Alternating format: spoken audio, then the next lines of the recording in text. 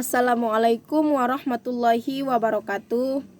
Perkenalkan, nama saya Nurul Mawaddah, Prodi PGSD, kelas 2C, NPM 20140128. Baiklah, di sini saya akan menjelaskan tentang konsep-konsep esensial IPS.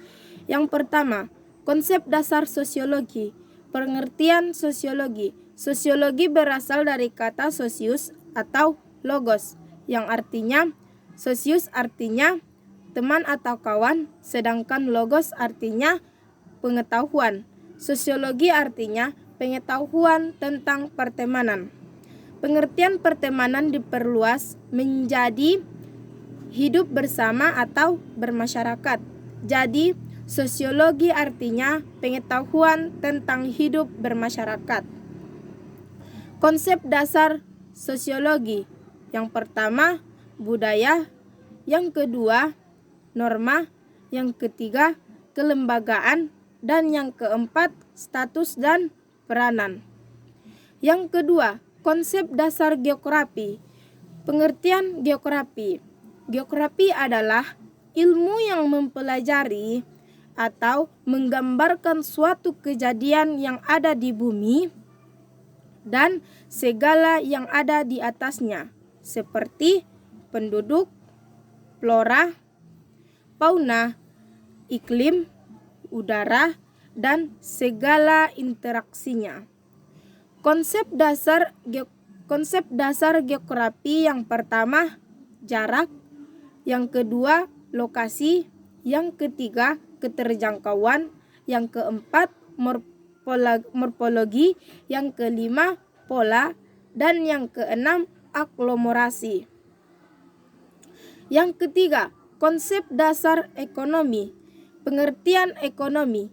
Ekonomi adalah suatu sistem aktivitas manusia yang berhubungan dengan produksi, distribusi, pertukaran, dan konsumsi barang dan jasa. Menurut Keynes, konsep dasar ekonomi antara lain: yang pertama, konsep dasar sentral. Yang kedua, sistem mengembangkan metode produksi yang baru hingga muncullah spesialisasi yang baru yang lebih menguntungkan. Yang ketiga, sistem spesialisasi menyebabkan ketergantungan antara yang satu dengan yang lainnya. Yang keempat, setiap masyarakat yang ingin dan memerlukan sesuatu harus ke pasar. Yang kelima, keputusan yang terjadi di pasar dipengaruhi oleh kebijaksanaan pemerintah. Yang keempat, konsep dasar antropologi. Pengertian antropologi. Antropologi merupakan berasal dari bahasa Yunani, yaitu anthropos dan logos, yang artinya manusia dan ilmu. Jadi, antropologi adalah ilmu yang mempelajari tentang manusia yang memiliki kebudayaan dan kesadaran. Hal ini dapat dibuktikan sejak zaman manusia purba sampai manusia modern. Keunikan dalam hal peradaban ini tidak dimiliki oleh makhluk lainnya. Konsep dasar antropologi yang pertama, konsep evolusi sosial universal. Yang kedua, konsep kulturkreis dan kultursik. Yang ketiga, konsep daerah kebudayaan. Dan yang keempat, konsep asas klasifikasi elementer. Yang kelima, konsep dasar sejarah. Konsep dasar sejarah. Pengertian sejarah. Istilah sejarah berasal dari bahasa Arab yang artinya syajaratun atau dibaca syajarah, yang artinya pohon kayu. Pengertian pohon kayu di sini adalah adanya suatu kejadian, perkembangan dan pertumbuhan tentang suatu hal atau kejadian yang berkesinambungan atau kontinuitas. Jadi, sejarah adalah studi tentang kehidupan manusia pada masa lampau. Konsep dasar sejarah yang pertama, konsep perubahan, yang kedua konsep waktu, dan konsep kontinuitas. Yang keenam, konsep dasar psikologi sosial. Pengertian psikologi sosial.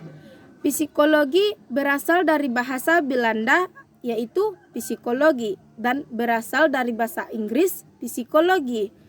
Jadi, psikologi artinya ilmu yang mempelajari tentang jiwa atau disebut dengan ilmu jiwa. Konsep dasar psikologi sosial antara lain emosi terhadap objek sosial, yang kedua perhatian, yang ketiga minat, yang keempat motivasi, yang kelima kecerdasan dalam menanggapi persoalan sosial, yang keenam kesadaran, yang ketujuh sikap mental, dan yang kedelapan kepribadian. Yang ketujuh, konsep dasar ilmu politik. Pengertian ilmu politik. Politik berasal dari kata polis menurut bahasa Yunani yang artinya negara kota. Dari kata polis dihasilkan kata-kata politeia yang artinya warga, yang artinya negara kota. Politeis artinya warga negara. Jadi, ilmu politik adalah ilmu yang mempelajari gejala-gejala yang teratur dalam kehidupan manusia, dengan mengembangkan dan mempertahankan kekuasaan guna mencapai apa yang diinginkan. Konsep dasar ilmu politik. Yang pertama konsep